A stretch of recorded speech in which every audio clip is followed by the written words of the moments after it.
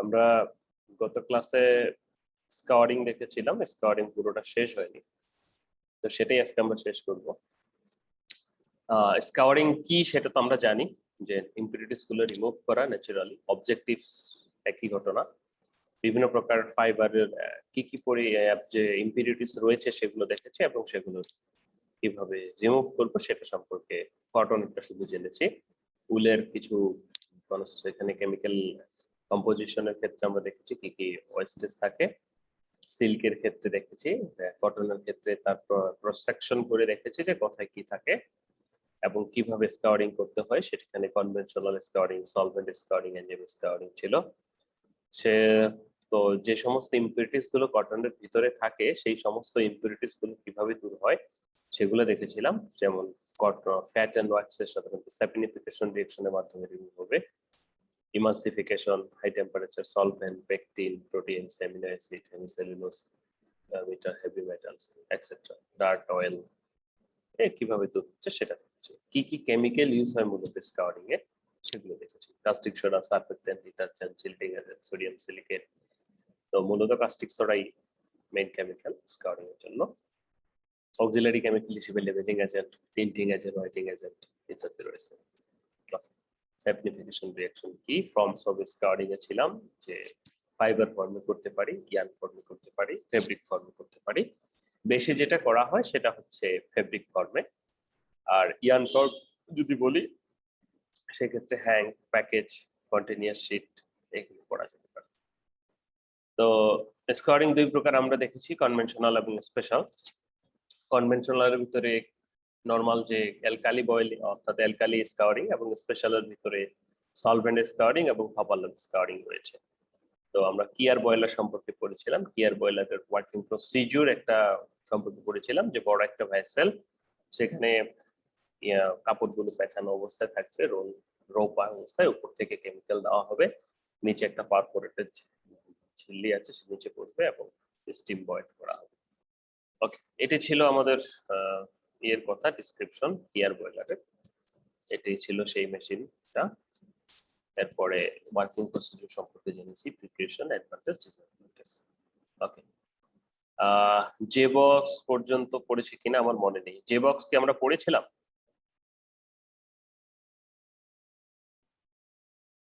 Hello, না sir, J box না sir. ঠিক আছে, তাহলে আজকে আমরা জে বক্স থেকে শুরু করি।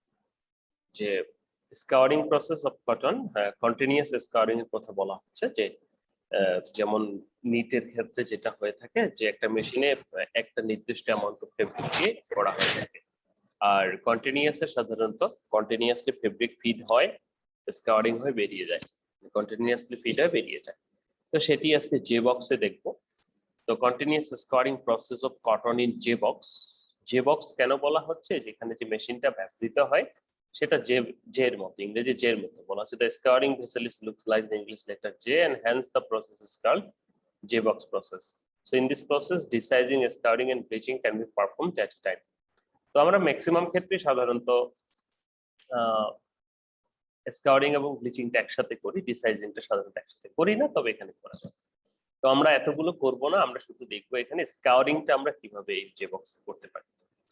তো সেটার স্ট্যান্ডার্ড রেসিপি যদি আমরা দেখি, তাহলে এখানে দেখা যাচ্ছে যে এলকালি আমরা ইউজ করতেছি 4 gram per litre, whiting agent plus detergent এত ইউজ করে না সাধারণত, তারপরও 1 থেকে 2 বা এরকম 4-5 গ্রাম লিখছে এখানে। মিলি 1:3 অর্থাৎ 1:3, অর্থাৎ 5 গ্রাম স্যাম্পল হলে 15 মিলি পানি হবে। লাইক পিক আপ পার্সেন্টেজ 90 থেকে 100%, ইমপ্রেগনেশন টাইম টেম্পারেচার 70 থেকে 80, ইমপ্রেগনেশন টাইম 45 থেকে 90, স্কাওয়ারিং জে বক্স টাইম আমরা দেখবো, অর্থাৎ বিভিন্ন সেগমেন্টে টেম্পারেচার এবং টাইমগুলো। টেম্পারেচার 102 থেকে 105।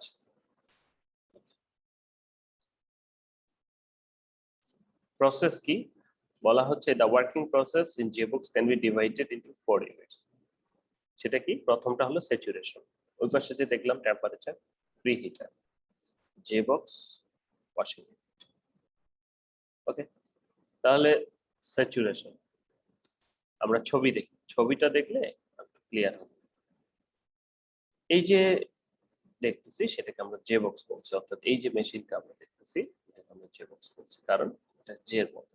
তো এখানে আরো কিছু ইউনিট আছে যেগুলো দেখা যাচ্ছে না, এইখানে ভিউটাতে দেখা যাচ্ছে যে প্রথমে ফেব্রিকটা এসে স্যাচুরেশন ট্যাঙ্কে যাবে, স্যাচুরেশন ট্যাঙ্কে কেমিক্যাল দিয়ে স্যাচুরেট হবে, তারপর এটা প্রি হিটার ট্যাঙ্কে যাবে, প্রি হিটার ট্যাঙ্কে সাধারণত টেম্পারেচার বেশি থাকে, হিটিং হয়, প্রি হিটিং এর পর এটা ঘুরে তারপরে যাবে হচ্ছে জে বক্সে। তাহলে জে বক্সে গেলে কি হবে, জে বক্সে তারা স্কাওয়ারিং কেমিক্যালটা পাবে, অর্থাৎ কাস্টিক সোডা সহ, এখানে কিছুক্ষণ থেকে রিঅ্যাকশন করে তারপর বেরিয়ে যাবে, অর্থাৎ কন্টিনিউয়াসলি ফেব্রিক এভাবে ফিট হবে, একটা নির্দিষ্ট সময় এখানে যাবে এবং বেরিয়ে যাবে। তাহলে আমরা যদি আগের স্লাইডে দেখি, প্রথমে কি বলছে এখানে দেখো যে ইমপ্রেগনেশন টেম্পারেচার 70 থেকে 80। ইমপ্রেগনেশনটা কোথায় হবে, এই যে স্যাচুরেশন এইখানে প্রথম বাতে কেমিক্যাল সহ ইমপ্রেগনেশন হবে, অর্থাৎ এখানে ডাই বলবো না, কেমিক্যাল ঢুকবে, সেখানে টেম্পারেচার থাকবে 70 থেকে 80, টাইম হলো 45 থেকে 90 সেকেন্ড বা 1 মিনিটের মতো, 1.5 মিনিটের মতো, 2 মিনিট। স্কাওয়ারিং জে বক্সে সাধারণত শর্ট 2 ঘন্টার মতো থাকে, শর্টিং ইন টাইম মোটামুটি। টেম্পারেচার ইন জে বক্স 102 থেকে 105। তো এটা পুরোটাকে জে বক্স বলছি, সাধারণত মূলত এই যে প্রি হিটারে টেম্পারেচারটা বেশি থাকে, ঠিক আছে। আর মোটামুটি এই প্রি হিটার থেকে জে বক্সে স্টে করে বেশি, অর্থাৎ এখান থেকে ঘুরে গিয়ে ফেব্রিকটা টেম্পারেচার এখানে স্টে করবে, তারপর উপরের দিক বেরিয়ে যাচ্ছে, এটা আবার এসে স্টে হচ্ছে, এইখানে সময়টা জে বক্সে বেশি সময় কাটছে। ওকে, তাহলে কি হচ্ছে যে স্যাচুরেশন, প্রথমে বলা হচ্ছে কি saturation is prepared above recipe without caustic soda in the saturator, অর্থাৎ প্রথমে আমাদের যে বাতটা রয়েছে এখানে আমরা কাস্টিক সোডা দিব না, পরের যে বাতটা রয়েছে এন্ড দেন জে বক্স, এই বাত এইখানে কাস্টিক সোডাটা থাকবে, অর্থাৎ ফেব্রিক কাস্টিক সোডা এই যে বর্ণ এইখানে পাবে, এটা হলো স্যাচুরেটর, এখানে প্রথমে অক্সিলারি কেমিক্যাল গুলো থাকবে। The white fabric is passed guide roller, immersed into solution by immersion roller. The fabric saturated by open with rope. Here the temperature is kept 70 থেকে 80 degree centigrade for about 90 to 40 to 90 seconds. Then the fabric is squeezed and passed to the preheater. কি হচ্ছে যে 70 থেকে 90 degree centigrade এখানে থাকছে, কতক্ষণ সময় ধরে থাকছে, 1-1.5 মিনিটের মতো থাকছে, তারপরে সেটা স্কুইজড হবে, এটা একটা দুটো রোলারের ভিতর দিয়ে মাঝখান দিয়ে গেলে কি হবে, দুটো রোলারের ভিতর দিয়ে গেলে স্কুইজ হবে না, দুটো বাঁশের ভিতর দিয়ে যদি একটা ফেব্রিক দেয় কি হবে, স্কুইজ হবে। ওকে, দেন সেটা কোথায় চলে যাবে, প্রিহিটারে। বলা হচ্ছে in preheater material is passed into the thermostatic controlling system at temperature 110 degree centigrade থেকে 120 degree centigrade for 30 second and passed into J box for drawing roller. তাহলে এখানে এরকম 120 ডিগ্রি সেন্টিগ্রেড, অর্থাৎ এখানে হাই টেম্পারেচার থাকছে, এইখানে সে কতক্ষণ থাকবে, মোটামুটি 30 সেকেন্ড বা 1 মিনিট হাই টেম্পারেচার থাকবে। ওকে, তাহলে এই পর্যন্ত দ্রুতই আসতেছে, কিন্তু আপনার স্যাচুরেশন হলো, টেম্পারেচার উঠলো, দেন জে বক্সে চলে গেল, জে বক্সে কি হচ্ছে, বলা হচ্ছে যে the J-box fabric after preheater in J-box solution of caustic soda are kept and fabric is stored in the solution about 30 minutes. এখানে 30 মিনিট থেকে 1 ঘন্টা রাখা যেতে পারে। Here the temperature 100 degree centigrade and J-box sodium hydroxide is reacted with the impurities, এবং এইখানে কি থাকছে, সোডিয়াম হাইড্রোক্সাইড, এবং এইখানে এসে ফেব্রিকটা স্টে করতেছে, সেটা 30 মিনিটস হতে পারে, 1 আওয়ার হতে পারে। স্টে করার পর সেটা কি করছে, দেন স্যাচুরেশন এখানে কাস্টিক সোডা সহ বিক্রিয়া করে রিঅ্যাকশন হয়ে দেন সেটা ওয়াশিং হয়ে বেরিয়ে যাচ্ছে, ঠিক আছে। তাহলে তারপরে সেটা ওয়াশিং চেম্বারে চলে যাচ্ছে। তাহলে স্কাউরিংটা কিভাবে হচ্ছে, এখানে প্রথমে অক্সিলারি কেমিক্যাল দিয়ে ফেব্রিকটা ভিজতেছে, এখানে টেম্পারেচার পাচ্ছে, পাওয়ার পর এখানে গিয়ে স্টে করছে, কাস্টিক সোডা সহ রিঅ্যাকশন হচ্ছে, হওয়ার পর ফেব্রিকটা দেন স্কাউরিং হয়ে গেল, ঠিক আছে। এলো সিম্পলি প্রসেস। রিঅ্যাকশনটা কি, আগের মতোই, যে স্যাপিনিফিকেশন রিঅ্যাকশন। এখন স্কাউরিং আমরা আমাদের ইয়ের বাতে করি, ভারীর পাতিলে করি, আর যে বক্সে করি, ঘটনা তো একই, অর্থাৎ কাস্টিক সোডা তো তেল চর্বির সাথে বিক্রিয়া করবে। বলা হচ্ছে ইন জে বক্স জেনারেলি 12,000 থেকে 15,000 pound fabric can be scoured in up J-box the fabric is squeezed and passed মোটামুটি এত একসাথে করা যেতে পারে। ওয়াশিং ইউনিট তারপরে আমাদের যখন স্কাউরিং হয়ে গেল তখন সেটা কিন্তু অ্যালকালাইন কন্ডিশনে থাকে যেহেতু কাস্টিক সোডা ইউজ করা হয় এটাকে এখন নিউট্রালাইজ করতে হবে so the water soluble impurities of the product are left and the material removed there and first material are washed and then finally dried প্রথমে তারপর কি করতে হচ্ছে এই যে ময়লাগুলো কি এর উপরে লেগে থাকবে ফেব্রিকের উপরে অর্থাৎ যেগুলো ইম্পিউরিটিস গুলো বের হয়ে গেল তাহলে সেটা পানি দিয়ে আগে ধুয়ে ফেলতে হবে এন্ড দেন সেটাকে নিউট্রালাইজ করতে হবে ওকে অ্যাডভান্টেজ কি in this process is a continuous process so it consume less time অনেক ফেব্রিক একসাথে করা যাচ্ছে this process is economical use একসাথে যেহেতু করা হবে কস্ট কম পড়বে স্কাউরিং এর জন্য করা হয় ডিসাইজিং ব্লিচিং এর জন্য এট এ টাইম করা যায় এটাই হচ্ছে বৈশিষ্ট্য অ্যাডভান্টেজ বলতে পারি ডিসঅ্যাডভান্টেজটা কি বলা this is not good as compare with the kier বয়লারের মতো না and huge damage may be occur due to power failure যদি হয় সেই ক্ষেত্রে ড্যামেজ করে যেতে পারে তাহলে জিগার বক্স এটা জিগার বক্স আশা করি ক্লিয়ার তোমাদের জিগার বক্স সম্পর্কিত কোনো প্রশ্ন আছে তাহলে আমরা জিগার মেশিনে চলে যাব সরি জে বক্স সম্পর্কিত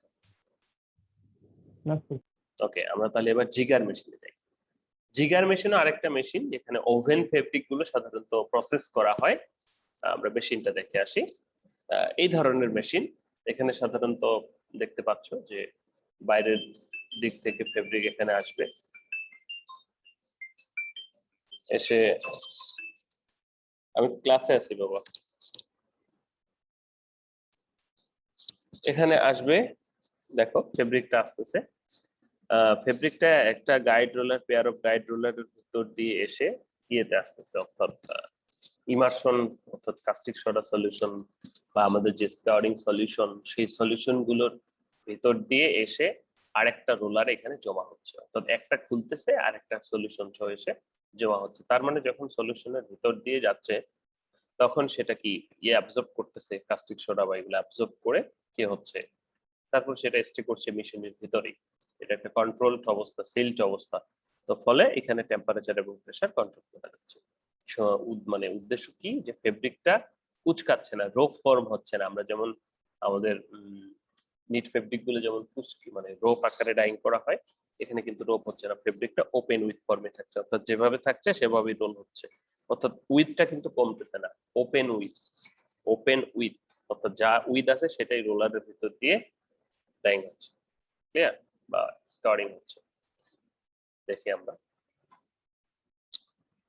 জিগার মেশিন বলা হচ্ছে জিগার is one of the oldest fabric processing machine and can be used for pre-treatment and dyeing also তো একই সাথে ডাইং করা যাবে এগুলো একই process it is used for processing fabric open width এটা কি তোমরা বুঝতে পেরেছো যে ওপেন উইথ অর্থাৎ যতটুকু উইথ আছে সেটা পুরোটাই একসাথে হবে এবং টেনশন ফর্ম কি হচ্ছে টেনশন ফর্ম মানে একটা থেকে আরেকটা যদি রোলারের ভিতর দিয়ে পাস করা হয় তাহলে ফেব্রিক গুলো কি টান টান থাকবে না অর্থাৎ কুচকে যাওয়ার সম্ভাবনাটা নাই hence those fabric which can be withstand tension and must not be creased during processing and can be processed on jigger okay so jigger concept v-shaped throat আমরা দেখেছি এরকম মেশিনটা two steel obtained roller and fitted above and throw over the fabric to treat it on roll fabric passes from one roller through the guide roller through the other roller since most of the fabric roll is remain out the throw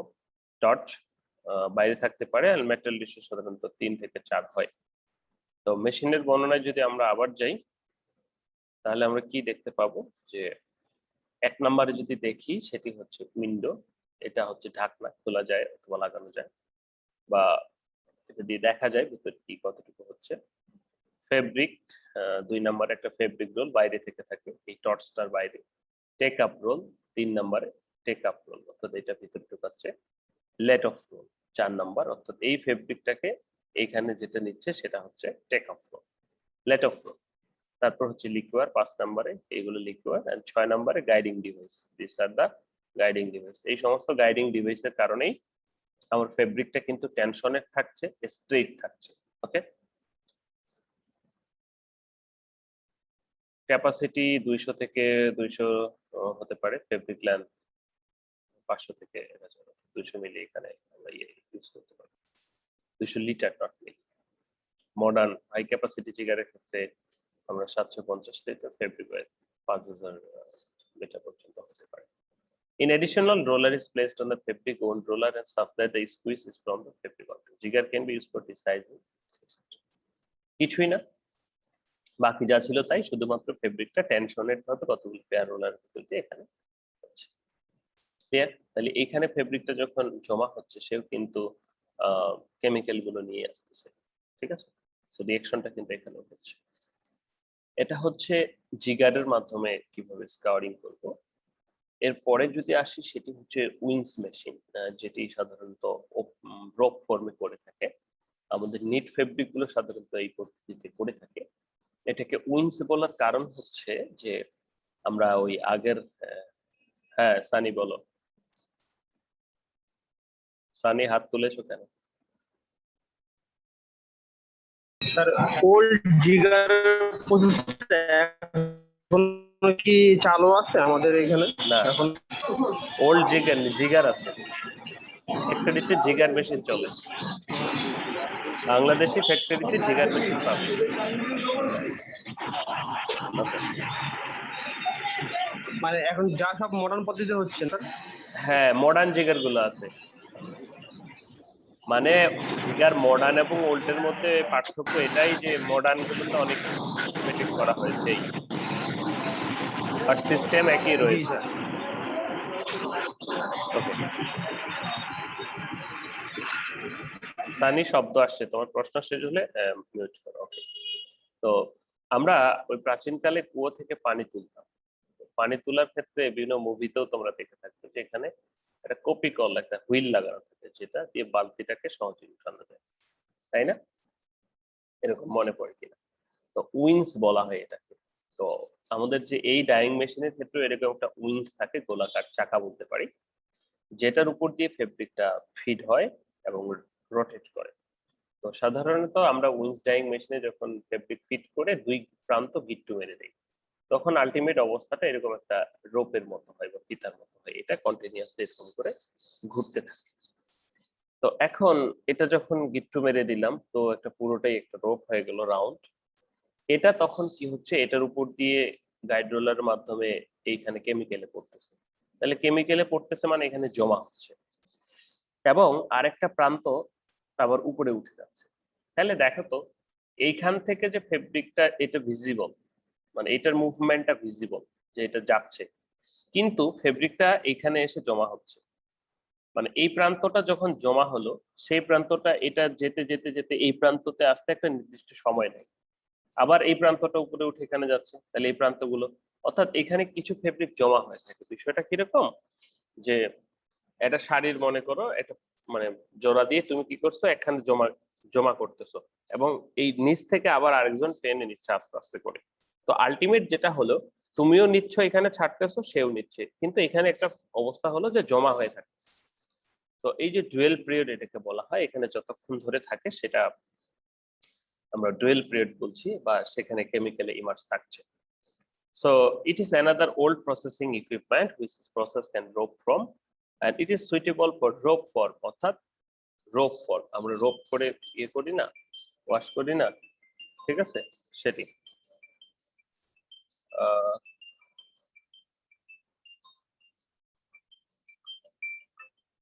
ক্লাসে আসি অশোক, পরে কথা বলি। ওকে, তাহলে আমরা কি দেখছি যে এখানে রোপ ফর্মে হবে, অর্থাৎ আমরা যখন কোনো কিছু কাপড় বা বিছানার চাদর ওয়াশ করি, সেটাকে স্কুইচ করি, তাহলে সেটা কি এরকম রোপ ফর্মে হয়। তো সেইভাবে ফেব্রিকটা এখানে রফ ফর্মে হবে।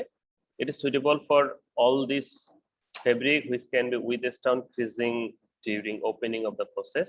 One of the major difference which has the jigar lower amount of tension working. দেখো জিগারে কি ছিল, জিগারে কিন্তু টেনশন ছিল, কতগুলো পেয়ার রোলারের ভিতর দিয়ে কিন্তু ফেব্রিকটা কেমিক্যালে ছিল, তাই না, টান টান।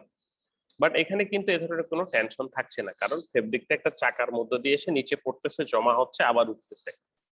হ্যাঁ, এখানে এই যে হুইলটা বা এই উইন্সটা যতটুকু প্রেসার ক্রিয়েট করে বা যতটুকু টেনশন ক্রিয়েট করে ঠিক ততটুকুই, কিন্তু জিগারের মতো কিন্তু এত টান না, ঠিক আছে?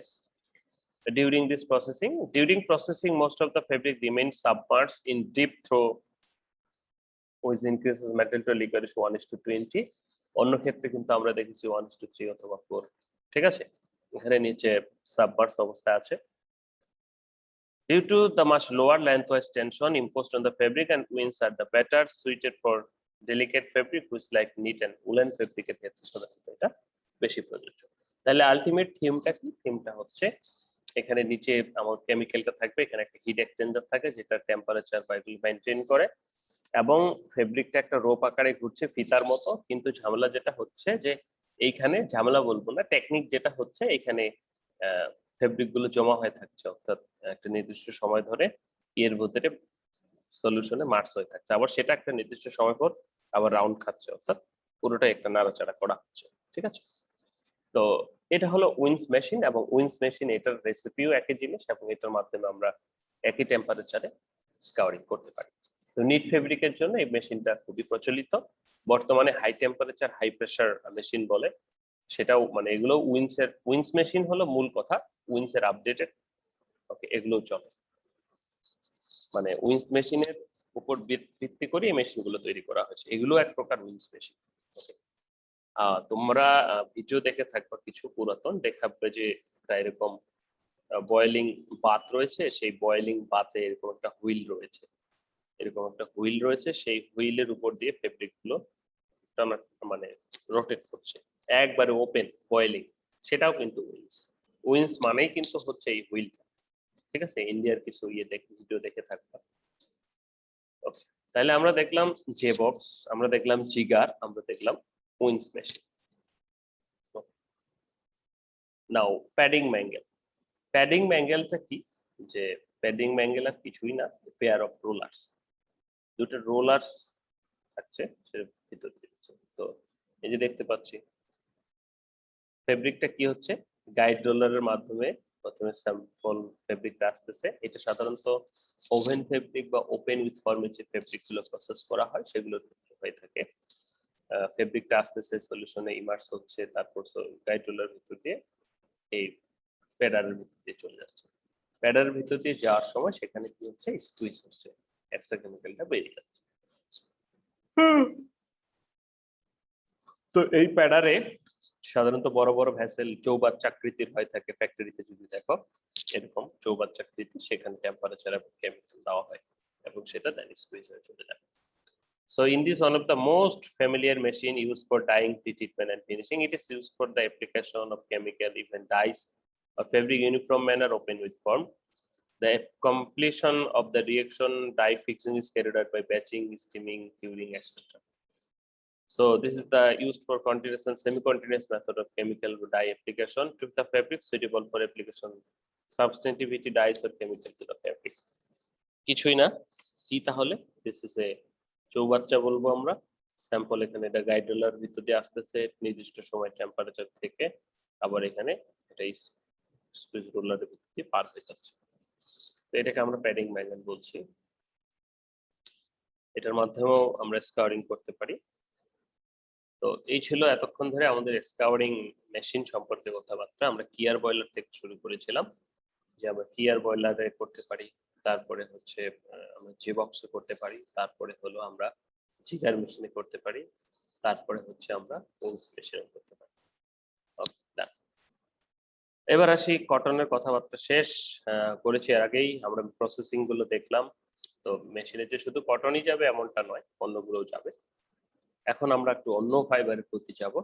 তার প্রথমে আসতেছে যে স্কাউরিং প্রসেস অফ সিল্ক। সিল্ক আসলে কিভাবে আমরা স্কাউরিং করতে পারি।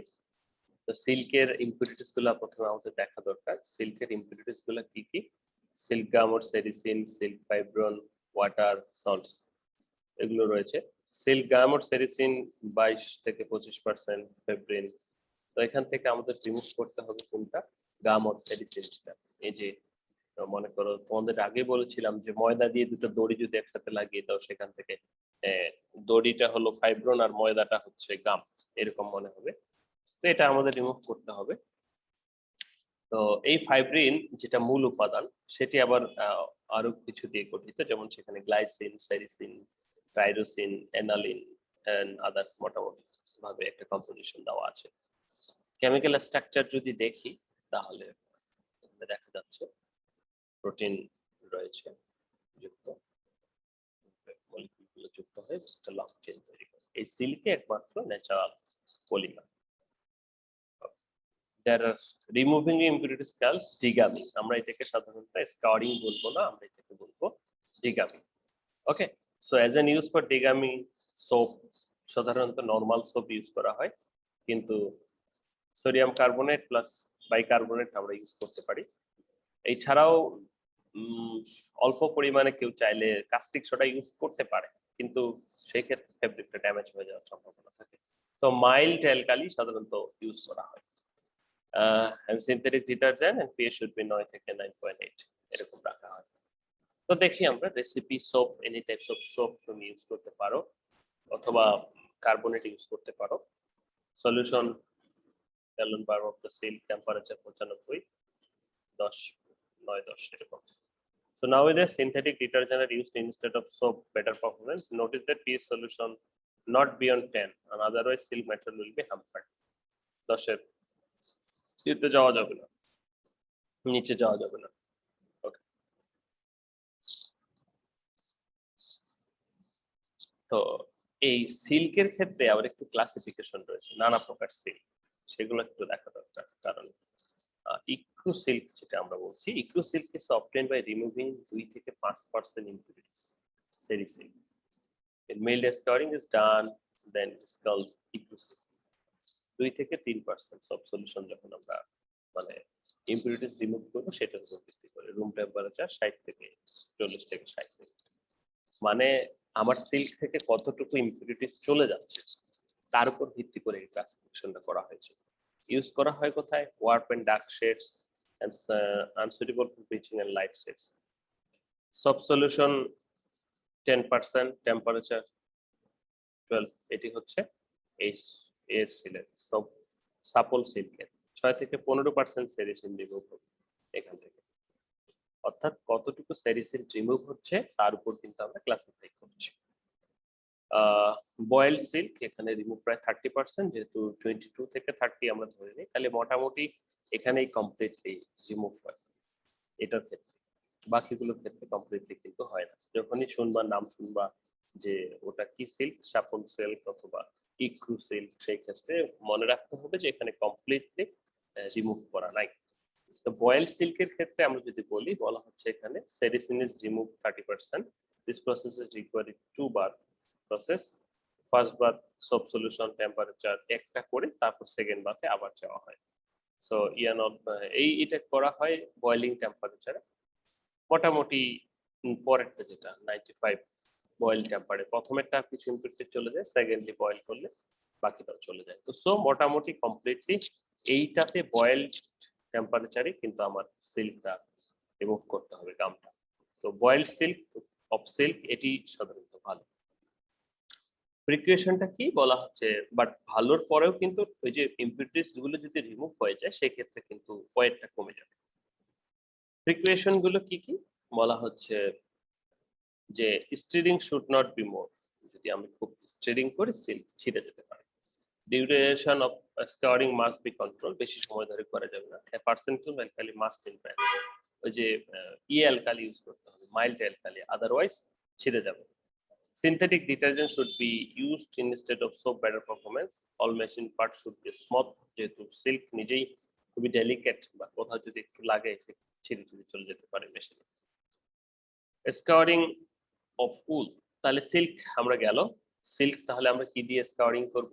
সাধারণত সোপ অথবা এর সাথে যদি আমরা ইউজ করতে চাই সোডিয়াম কার্বনেট অথবা এই ধরনের মাইল্ড অ্যালকালি ইউজ করতে পারি। একই টেম্পারেচার, বয়েলিং টেম্পারেচারে এটা ইউজ করা যায়। তো সিল্ক স্কারিংটাকে আমরা সাধারণত সিল্ক ডিগামিং নামে চিনি। ওকে, এরপরে আসে স্কারিং অফ উল, মানে হচ্ছে উলের ভিতরে যে সমস্ত ইম্পিউরিটিস গুলো রয়েছে সেগুলোকে রিমুভ করতে হবে। তাহলে সেগুলো রিমুভ করার জন্য আবার আমাদের প্রক্রিয়ায় যেতে হবে। তাহলে চলো উল স্কারিং বলতে কি বোঝাচ্ছে। বলা আছে যে উল কন্টেইন 30 থেকে 60% grease and contain suint fats and extra থাকে, এগুলো আমরা জানি। Mild alkali, ammonium carbonate or sodium carbonate used for wool scouring because wool is degraded by caustic soda, or even lowest strength alkali in the high temperature. তাহলে সিল্কের মতো উলেও কিন্তু আমরা directly caustic soda use করতে পারছি না, কারণ this R protein, আমরাও কিন্তু প্রোটিন। তুমি যখন ফ্যাক্টরিতে বা অন্য কোথাও যাবো বা কাস্টিক সোডা কিন্তু হাতে ধরবো না, নাহলে কি এটা ড্যামেজ করে দিবে, বিকজ আমরা অলসো প্রোটিন। ওকে, সেজন্য এখানেও আমরা মাইল্ড অ্যালকালি যেমন অ্যামোনিয়াম কার্বনেট ও সোডিয়াম কার্বনেট ইউজ করছি। বলা হচ্ছে pH শুড বি 8 থেকে 10.5 as the melting point of fat 40 থেকে 50 degree and hence applied temperature should be 50 থেকে 55, and also used washing must be made of fatty acid and lower melting point, and because they are more soluble in lower temperature. তো soap দিয়ে আমরা করছি যে fatty acid এগুলো lower টেম্পারেচারে melt হয়। So synthetic detergents are preferable instead of soap and salt in this solution. এখানেও আমরা তথাকথিত কনভেনশনাল পরিবর্তে সিনথেটিক ডিটারজেন্ট ইউজ করতে পারি। কম্পোজিশন অফ উল যদি আমরা দেখি, এখানে দেখতে পাচ্ছি যে keratin, dirt, suint, fat, mineral matter প্রচুর পরিমাণে রয়েছে। আমাদের dirt, suint, fat, mineral matter এগুলো রিমুভ করতে হবে। তো সেই ক্ষেত্রে উলের কিন্তু অনেক ম্যাক্সিমাম অংশটাই চলে যাচ্ছে। ক্যারাটিন হচ্ছে তার মূল অংশ।